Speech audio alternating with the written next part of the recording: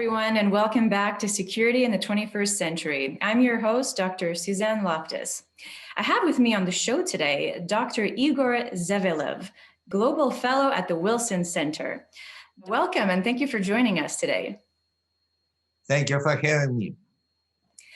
So, Igor has written quite a few interesting articles lately about Russian influence in post-Soviet space, as well as Russian foreign policy in this region. So I thought we'd start off this interview with some questions based on those articles. So firstly, there seems to be a disconnect between the official Russian discourse and what's going on in post-Soviet space. So we saw this year with the political unrest in Belarus and also in Kyrgyzstan, and the recent war between Azerbaijan and Armenia in Nagorno-Karabakh, and also the growing popularity of the EU-backed political forces in Moldova. So it seems that the Kremlin is not really serving its role as a regional guarantor of stability. So what do you think are the reasons for that? Would you say Moscow's influence is waning in post-Soviet space? Well, Russia's regional leadership may be eroding, and the events you mentioned question the degree of Moscow's influence on domestic political developments, even in those countries which are very heavily dependent on Russia economically and in the security, in the area of security. And Moscow may look unprepared for a new set of threats and opportunities in the post-Soviet space. I'm afraid there is no evidence that Moscow is adapting its vision and regional strategy to rapidly changing circumstances. The post-Soviet space, and this is misnomer for this region, but we do not have a better one at this moment, is rapidly changing. The region is rapidly changing. But Moscow has difficult time to adapt its strategy to changing circumstances. However, Russia remains hugely attractive as an economic and cultural hub for millions of people in the region. If you look at the statistics of the International Migration Organization, Russia is number 4 in the world as a magnet for migrants after the United States, Germany, and Saudi Arabia. So about 10 million people come to Russia every year to work, to settle, to acquire Russian citizenship.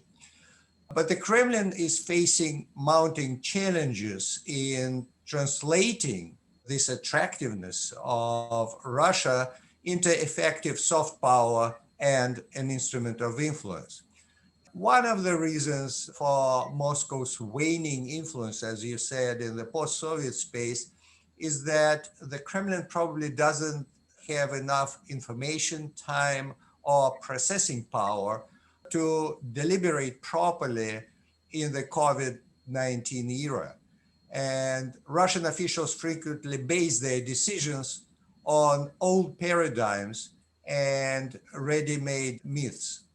Yeah, that makes sense. I mean, COVID-19 has really ravaged the entire world, and Moscow maybe just doesn't have the time or the resources to act on its feet as quickly as it could have, or but as you mentioned, it's definitely still an attractive place for many to go. So in that sense, its influence will not completely be diminished in the region. It's an important actor still, nevertheless. And so Russian policymakers are, as you know, and as we've heard many times before, very concerned about NATO policies and EU enlargement policies. And they often blame situations in the post-Soviet space on the West's desire to enlarge. So, Georgia, Ukraine, the events that took place there, There was a lot of blame about how the West was trying to encroach on Russia's sphere of influence and this type of narrative. And so you mentioned in one of your articles that the Kremlin has adopted three narratives from Russian intellectual history to guide its actions at home and abroad. Would you please tell our audience what these narratives are and how you can relate these narratives to its actual actions in post-Soviet space? The narratives I wrote about inform, in part, Russia's foreign policy.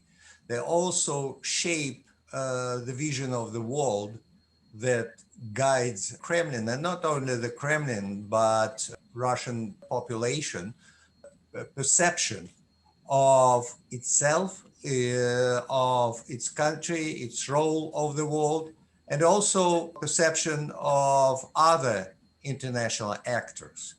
There are at least three broad historic narratives that have an impact on Russian foreign and security policy.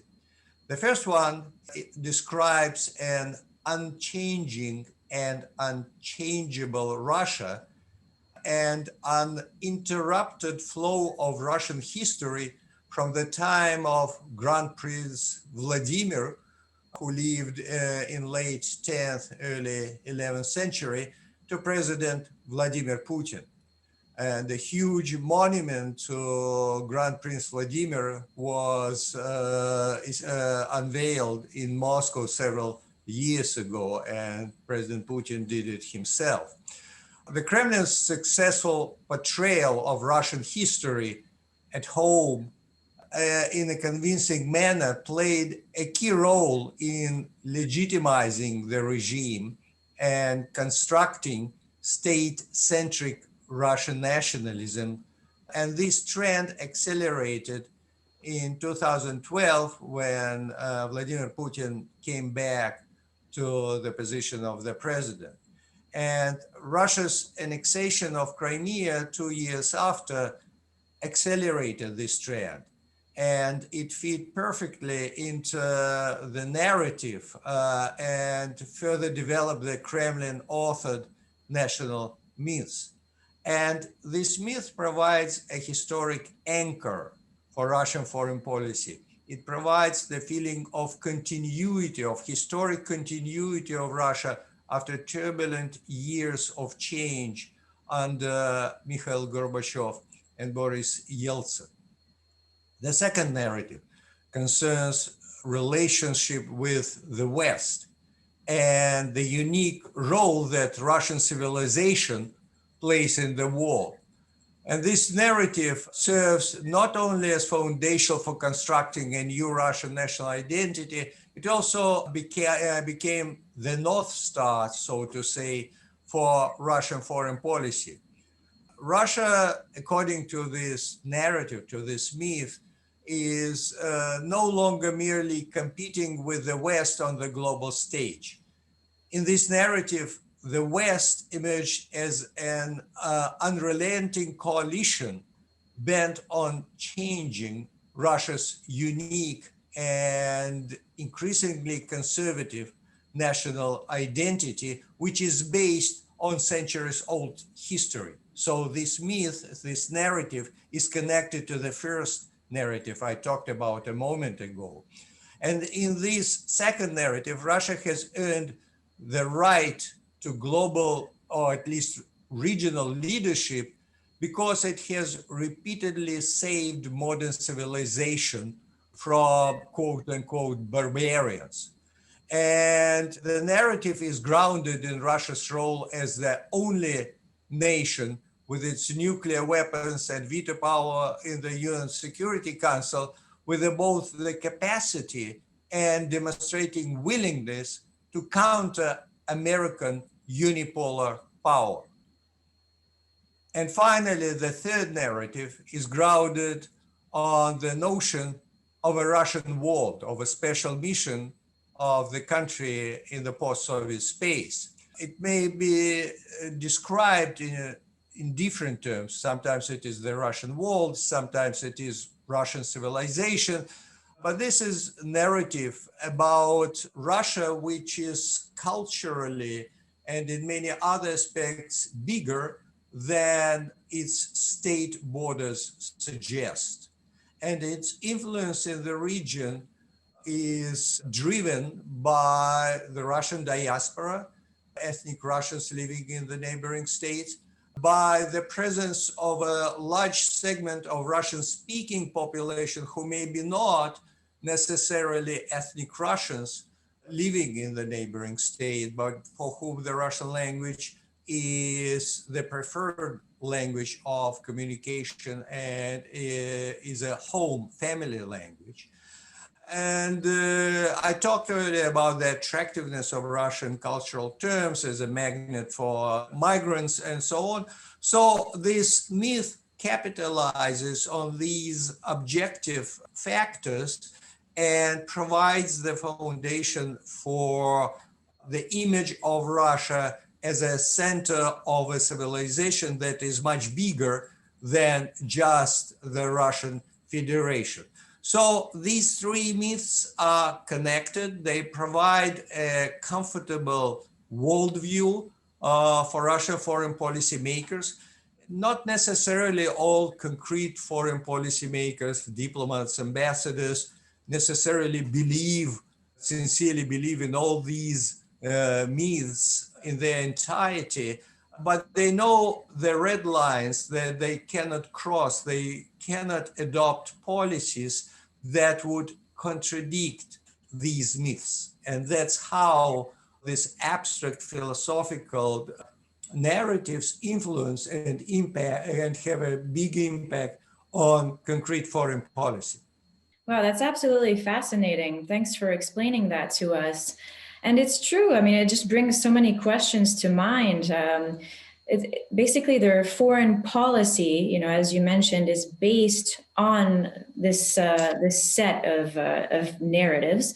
But the thing about these narratives is that they're highly accepted. It's not a narrative that the population, doesn't believe in whatsoever. It's a narrative that perhaps I'd say a majority of the population agrees with somehow. They manage to securitize many issues with the population by using these narratives. For example, this continuity. Russia has always been a great power. Russia has always been a strong civilization and shouldn't have to abide by the rules or imposition of another society or a hegemon who is trying to change the way that Russian culture and identity is. So, I mean, these narratives are very convincing because in a sense, there's probably some truth to them as well. I mean, even though, it's constructed and it's not 100% accurate, but it's based on something true nevertheless.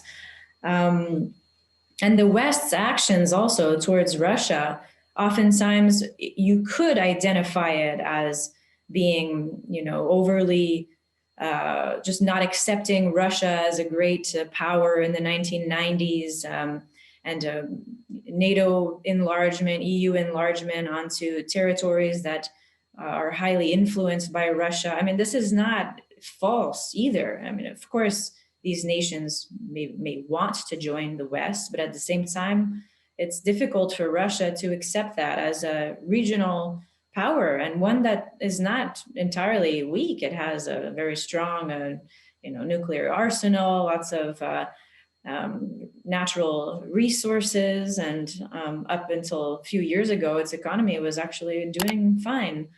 So I don't know. It's interesting though to describe it that way, and it's true that we can, as an academic, we can actually fall prey to these narratives when we argue and make our points about what Russian foreign policy is about. And it's led by this concept or that concept, but perhaps these narratives are just not entirely true, and they're based on myth, as you said, and in which case the Russians are geniuses because they just backed up all their actions with something that a lot of people believe. So I don't know what you think about that.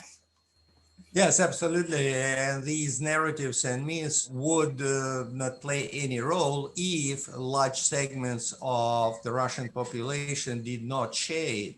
And the views of Russians, as any other, nations in the world, are shaped in school, in families, textbooks, and play a huge role in formation of our perception of the outer world.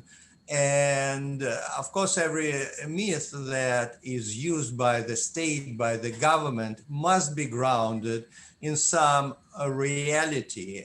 But interpretation, of course, may serve the interests of the regime, of the ruling group. And once again, Russia is not unique in that. But what makes Russia special from this perspective is that from 2012 approximately to the end of 2016, these historic myths played an outstanding, of a huge role in foreign policy, and not only in justification of foreign policy, but also in driving foreign policy in some cases. There is enough evidence to believe that many Russian foreign policy makers sincerely believed historic narratives about Crimea as a cradle of Christianity in Russia, where the Russian leaders of that time were baptized according to this myth. So this annexation was not only geopolitical action, but also restoration of some historical justice, so to say, in this framework, in this worldview. In 2016, the Russian government toned down a little bit this ideological and myth-based component of its foreign policy, in part because the closest allies of Russia in the post-Soviet states like Belarus and Kazakhstan and their presidents worried about the rhetoric of the Russian world, because they were afraid that emphasis on the Russian world would question their sovereignty over their countries, because northern Kazakhstan, traditionally many ethnic Russians as well as other Eastern Slavs live there. There is no clear cultural, linguistic, or religious boundary between ethnic Russians and ethnic Belarusians. So President Lukashenko also worried about, sustainability of the sovereignty of his country if the myth of the Russian world would, the narrative of the Russian world would play a too big role in Russian foreign policy. So reportedly, President Lukashenko and then President Nazarbayev of Kazakhstan actually asked the Russian leaders to tone down this rhetoric because it brought some uneasiness within political elites in Belarus and Kazakhstan. And the Kremlin indeed has not used the Russian world term in its rhetoric since 2017, but it is often used by the Kremlin propagandists, by nationalist intellectuals, by philosophers, and under different name it exists in Russian worldview. This really has me thinking about the crisis in Ukraine and the east of Ukraine, and how there are, I don't know whether to call them ethnic Russians or just Ukrainians who speak Russian as their main language.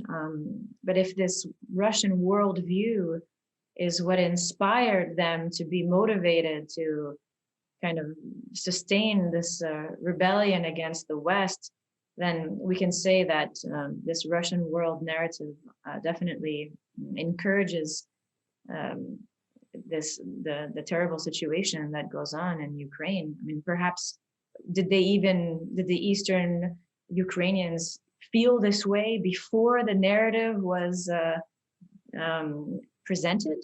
I mean, it's just it's a very interesting point. Yes, absolutely.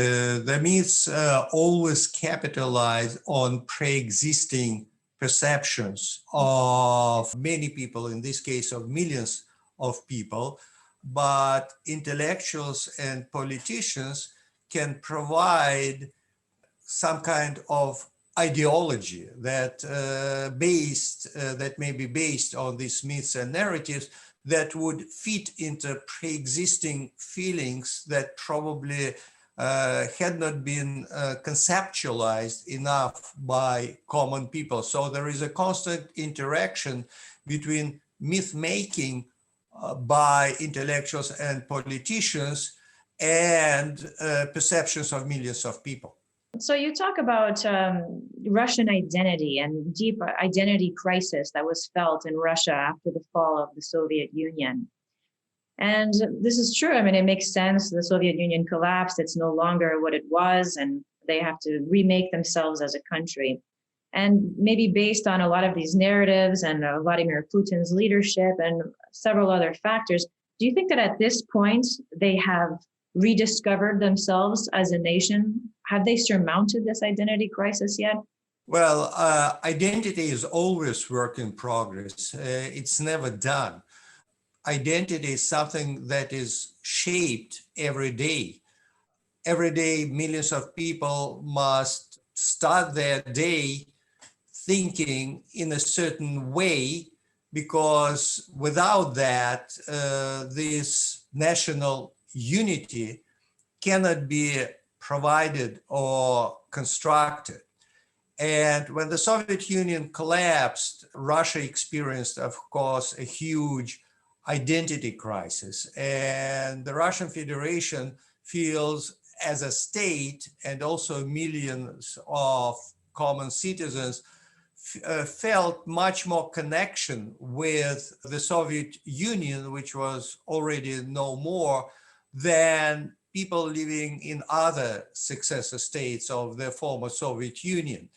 The reason for that was that the Russian Soviet Federative Socialist Republic, an entity within the Soviet Union, actually had merged with the old Union center.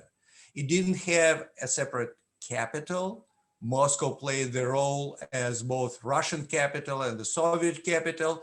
It didn't have major institutions like the Communist Party of the Russian Republic was created shortly before the collapse of the Soviet Union. Meanwhile, there was the Communist Party of Ukraine, the Communist Party of Georgia, of Uzbekistan, whatever. The same can be done, can be said about the KGB, another important institution in the Soviet Union. So the old union structures played a role as Russian structures. And when the Soviet Union collapsed, the main feeling in the Russian Federation was the sense of loss. While in all other successor states, there was a very strong feeling of gain. They restored or acquired their independence. And in spite of many economic difficulties, they felt, but we have gained something. We are a sovereign state now. But that wasn't the feeling of the Russian Federation. And well, it was indeed a very deep identity crisis. What is the main national holiday in most countries of the world? This is the Independence Day. And in Russia, an Independence Day was introduced when the sovereignty, that was the day when the sovereignty of the Russian Soviet Federative Socialist Republic was declared still in the framework of the Soviet Union. But this holiday did not hold, because the question was, we gained independence from whom? From whom? And that was identity crisis, of course. Of course, it's not felt so much by the younger generation of Russians. The Soviet Union is gone for 30 years already, but the elder generation still feels that pain. And one of the secrets of Putin's popularity is that he somehow managed, and people around him managed to merge this Soviet tradition with pre-Bolshevik revolution Russian Empire tradition and portray the Russian Federation as a legitimate successor of both the Russian Empire and the Soviet Union, in part capitalizing on this deep identity crisis. But now we are back, we are strong. Yes, our borders are not that were the borders of the Soviet Union or the Russian Empire, but we do play a role similar to that superpower. This is the Kremlin narrative. This is something that the Kremlin propaganda wants to instill into people's mind inside Russia and outside Russia. Yes, exactly. I wrote an entire book about that. It's called Insecurity and the Rise of Nationalism in Putin's Russia, Keeper of Traditional Values. I just found it so fascinating how he was able to consolidate this post-Soviet Russian national identity, which was highly accepted by the population and was, as you mentioned, a prime reason for his popularity. And he really capitalized on a lot of important points, like you mentioned, historical points, the nostalgia that people felt in the 1990s when all the crime was abundant in Russia, and the state no longer had much authority over what was going on. And in essence, it was chaotic. And Putin managed to say, well, that's what happens when you start to democratize. You have all these problems that ensue, security problems, organized crime problems. Maybe Russia is a country that has a specific, cultural and historical legacy, and therefore has specific developmental needs. And we cannot be a liberal democracy like the West. We have to rein in, the authority on the entire country, and we need this with a strong leader from the center. And it's better to appoint regional leaders because then they will be in agreement with the center, and that's how you keep order in the nation. And people seem to support that. And you've also written about Russia's new citizenship policy. So that's a very important new step that they took. Why did they decide to adopt this policy, and how do you think it's going to affect its influence in the region from here on out? This issue of Russian citizenship policy and the recent changes in it are very much connected to the topics we discussed earlier, Suzanne, about Russian identity, about historic myths, and so on. Let me explain. A major change in Russian citizenship policy is underway. It started in 2017 and accelerated in 2020. And the new amendments to the Russian citizenship law adopted last year may have far-reaching impact on neighboring states. And I would even submit on the security architecture in Eastern Europe and across the entire post-Soviet space. Proliferation of Russian passports in Ukraine, first of all, and in some other successor states of the former Soviet Union has accelerated in recent years and will have long-term demographic, economic, social, and political consequences. Very briefly, the new amendments first do not require citizens of the neighboring states to submit their previous, to give up their previous citizenship in order to obtain Russian citizenship. This is in spite of the fact that the legislation in practically all successor states of the post-Soviet states prohibit dual citizenship. But in spite of that, there are a lot of people who already have at least two passports, and one of them is a Russian passport, because the governments of the states and the territory of the former Soviet Union do not have enough instruments to enforce their own legislation about prohibition of dual citizenship. What are the consequences? There are two groups of people in the neighboring states. First, those who, after acquiring Russian citizenship as a second one, and it is becoming easier and easier according to the new amendments in the Russian citizenship law, they migrate to Russia. They go to Russia. That leads to depopulation of neighboring states. At this moment, at least 3 million Ukrainians live in Russia. They may come back to Ukraine if economic situation improves. They may stay in Russia. Their preference in most cases, and some research shows that, their preference would be to have flexibility, to have opportunity to have homes in both countries and go back and forth. They like the opportunity to have dual citizenship. But the government of Ukraine, as well as other states around Russia, of course, they are worried that this can challenge Ukrainian sovereignty. And in 2014, it turned out that some senior and mid-level and low-level military commanders, security forces commanders, were at the same time Russian citizenship. And they had, because of that, well, some split loyalties during the dramatic events in 2014 in Crimea and in East Ukraine. So one group of people who would obtain Russian citizenship would go to Russia, but another group may stay where they are. But they may use their newly acquired second citizenship for temporary job opportunities in Russia, for educational opportunities in Russia, even for medical care opportunities in Russia, though the Russians believe that the medical care system is very weak, obsolete, needs reform, and not at the level that the Russian citizens would demand.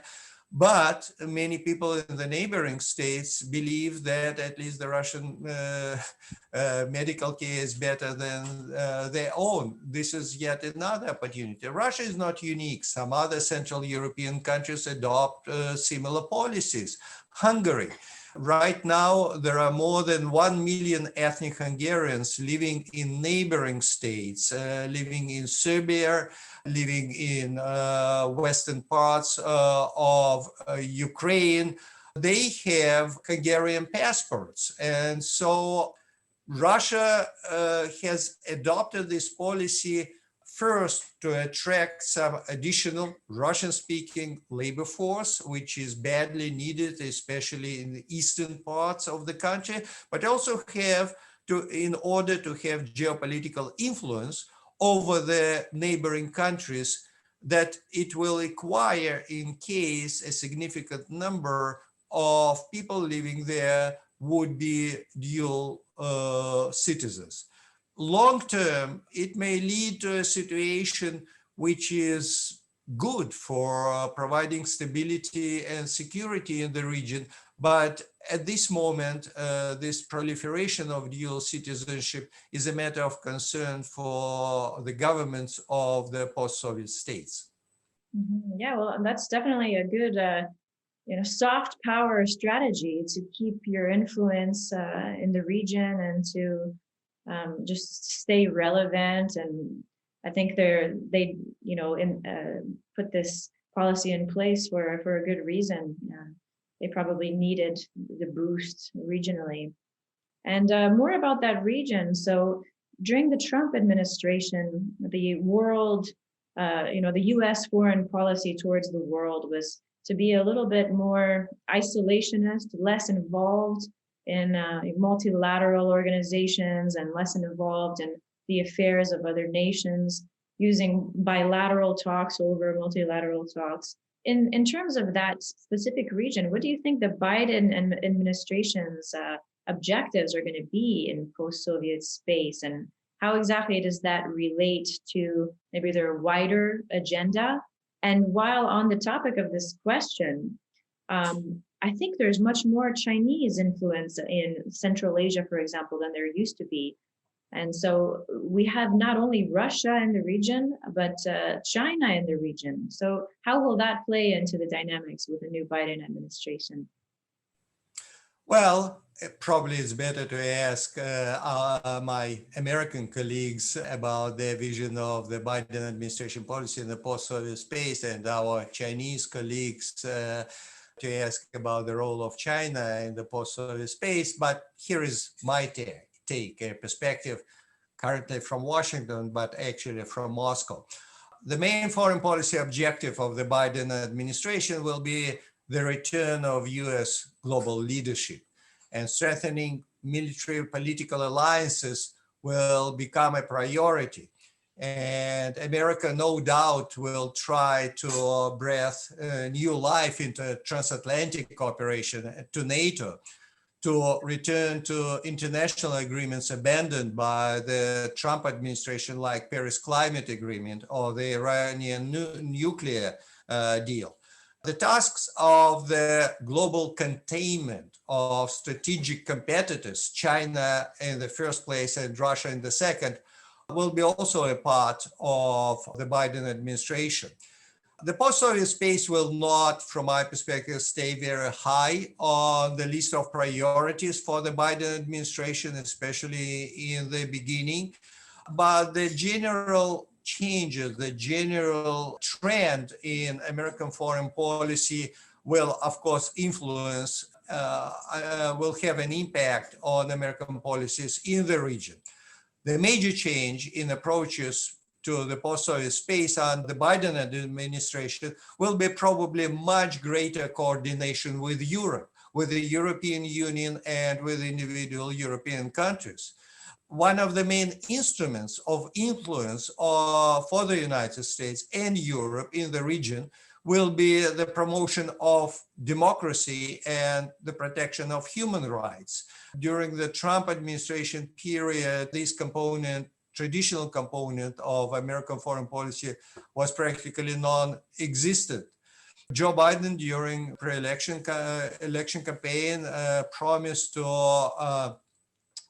have the so-called Summit for Democracy in Washington, where he planned to invite democracies from around the world to coordinate their policies on very concrete issues, including fighting corruption.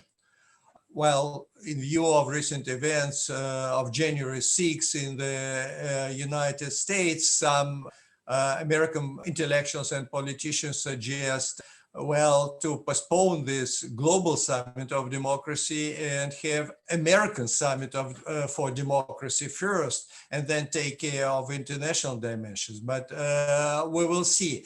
So this component, democracy promotion and human rights protection in the post-Soviet space, will differentiate American and European policy in the region from the Chinese policy. The Chinese do not care about democracy or human rights or internal political, institutional, constitutional arrangements in the countries they interact with. And from this perspective, in a sense, China is a more comfortable partner for the Kremlin in the post-Soviet space. Of course, Moscow is worried about the growing economic influence of China, especially in Central Asia, but also in other parts of the former Soviet Union. But this detachment of this uninterest in domestic affairs of the post-Soviet based countries make China a more comfortable partner for Russia, because the Kremlin is very much worried about this component of American and European policy, because the Kremlin thinks of itself, first of all, and it knows that these policies have a very strong ally within Russia, a constituency that would prefer a more open, more democratic, more accountable government within Russia. And that's why American policies, American foreign policies, well, are so much worrisome for Russia because they have two components, geopolitical and this value-based component. While Chinese policies is all about economics, some geopolitical influence, but definitely not about domestic affairs of other countries. Yeah, that's a very good point. But maybe not everybody agrees with the fact that China might not have any value-based intentions globally, getting involved everywhere. I mean, they have these Confucius institutes that they've put in maybe at least 100 countries, I read the other day. But they're not actively trying to promote their ideology, and I can see that. Although I just think that through economic power with a nation, automatically you have some other type of influence, some soft power influence that will occur there as well.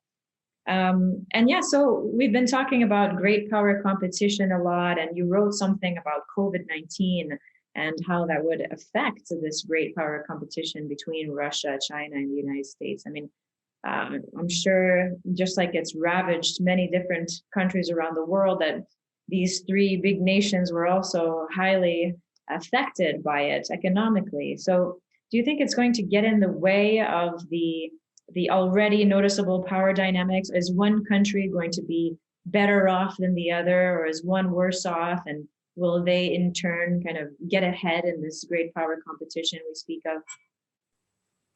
Yeah, I think that the current crisis might lead to lasting changes in how major powers interact with each other. And of course, it will have an impact on interaction between the United States, China, and Russia, and it will affect great power competition. From my perspective, the most important long-term consequence of the pandemic is acceleration of the China rise. China is getting stronger relative to the United States and to Russia. And this pandemic actually helps China to assert itself in many parts of the world, while not only Russia, but even the United States suddenly looks even more overstretched and distracted than before. This phenomenon may have different consequences in different regions. Of course, the region of everybody's concern is the South China Sea, where the competition between the United States and China is accelerating. But it also can affect other regions as well. At the same time, the pandemic showed that for all current friction and uncertainty, the prevailing challenge for all the major powers, the pandemic itself. And it's probably likely to moderate the risk that a more serious confrontation could develop in the short term. The great powers are so much focused on their domestic affairs because of the crisis. And it's not only the pandemic itself, of course, but huge economic and social consequences of lockdowns, of loss of life, and political mood is different today from what it was sometime. And there is less appetite in all capitals around the world for some adventures abroad than it was before the pandemic. Yeah, you're absolutely right. I mean, they have to focus domestically. They have to recover the societies. And I mean, even though it's a tragedy, as you said, maybe it will prevent short-term great power confrontation. Yeah. And in terms of transatlantic relations, because that's another major theme of this video podcast series, now that there is a Biden administration, will the transatlantic relations improve? Because we saw in the last several years that they've been rather contentious, and that the European Union was saying that they have to kind of go their own way, especially in terms of the NATO alliance, that What if they cannot trust the United States to protect them anymore? They'd have to go, their own way, European strategic autonomy, and this, as well as, of course, trade issues stemming from a long time ago. Those are some more deeper structural issues that exist between the two. But we notice specifically diplomatic challenges with the Trump administration. Do you think Biden will change the relationship? Well, once again, it's probably to better ask my American and European colleagues, but nevertheless, let me suggest humbly my perspective as well. Of course, the Biden administration will provide a major opportunity for the United States and its European allies to reimagine, to reconfigure the transatlantic relationship. And Joe Biden presidency from European perspective is a welcome change from the past 4 years. And over the past 4 years, the EU, American and German-American relationship suffered. And Joe Biden, by contrast, is a committed internationalist and transatlanticist.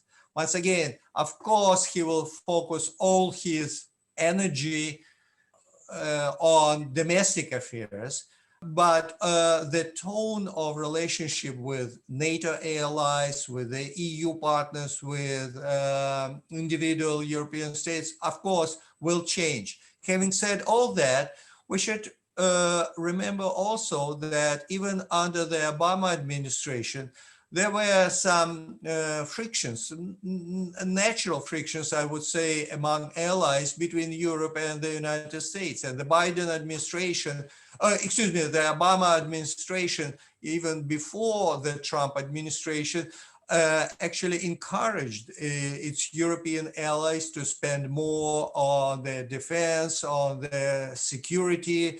The Obama administration proclaimed this rebalancing act, and which was initially called Pivot to Asia, with more energy and attention spent on the Asia region.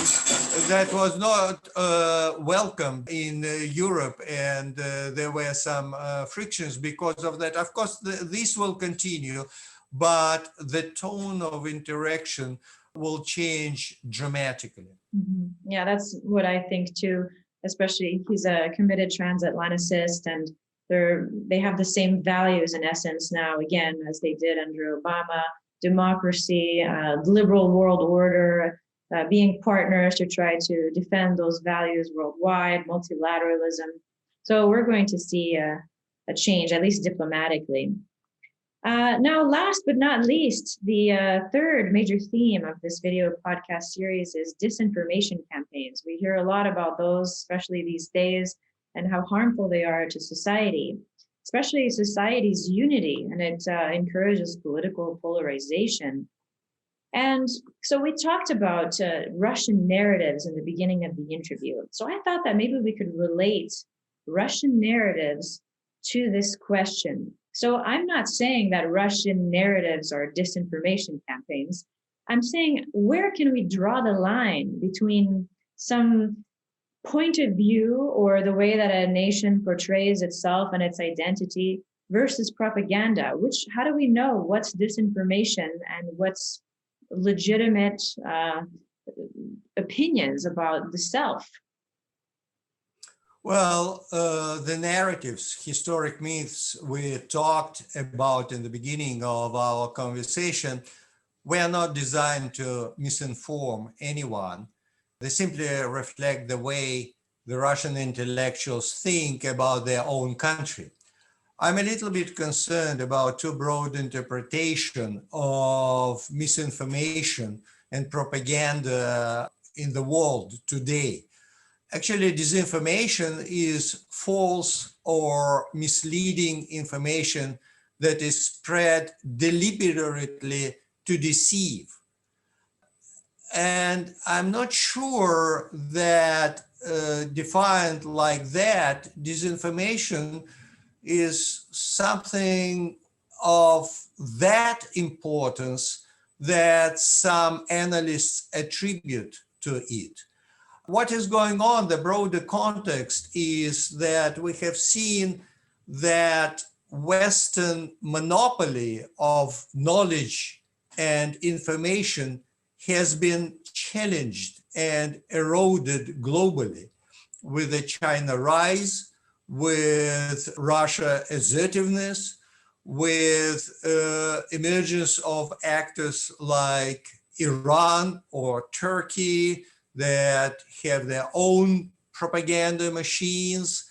But not necessarily it's always propaganda, but just knowledge and information tools that in some cases, in more benign cases, provide just alternative view.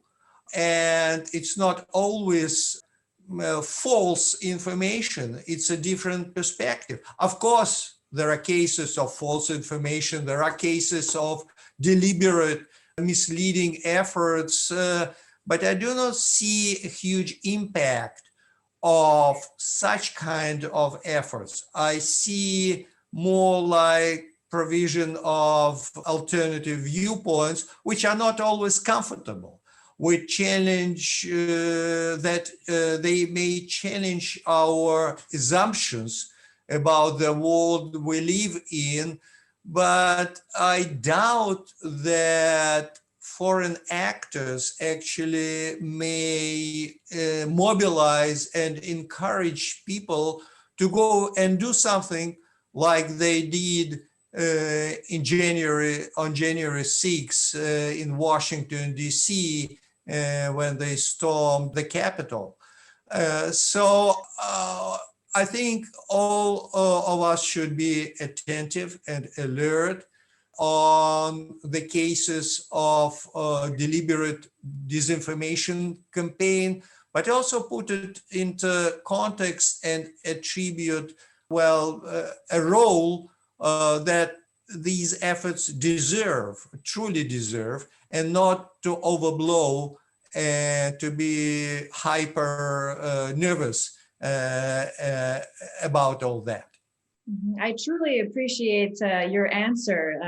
It's a refreshing perspective, because we're always hearing how if it's not, the Western way of explaining something, it must be some type of state propaganda from somewhere else.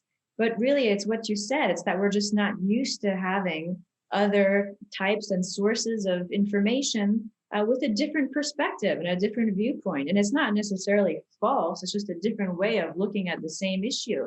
I mean, I've been watching RT a lot lately just to kind of understand these issues a bit more. And it's true that RT presents issues in a very specific way. It's like they're trying to demonstrate, the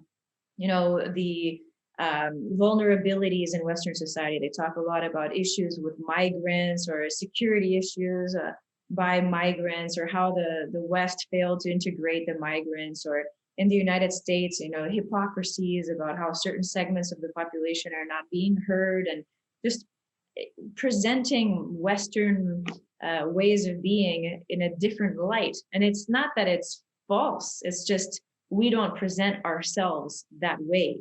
So it's in this post-truth era where everything is relative, it's very hard to really understand what's going on. And we must realize the difference between an opinion, a different worldview, and deliberate lies. And there are big differences between the three. Absolutely. And also from my perspective, intellectuals and academics should not be arrogant when they think about people with not so high education or with jobs which are different from intellectual and academics.